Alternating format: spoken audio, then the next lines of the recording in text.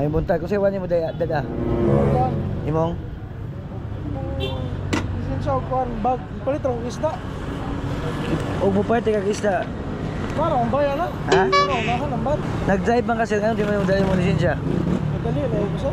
Anong nga po yung side mirror ni motor nimo? Na-disgrasya man ito sir. Na-disgrasya ka. Unya, o pag disgrasya nimo ang duha ang natanggal.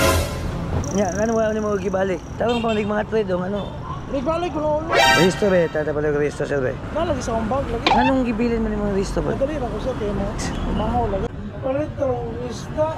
Naman ta kay lisensya, kabalo na ka nga. Every time ta mag-drive na tayo lisensya o resto. Ano tanggalan ko yung side mirror po mo na mapapara mo.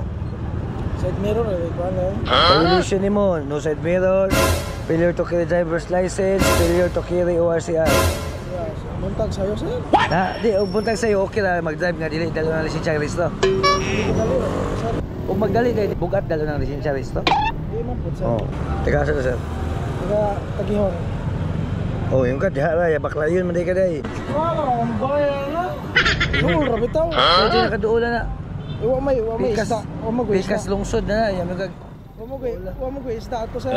Unya lagi, nga kabalo kang, biyahe ka, tagbilara, di ka magdalag lisensya.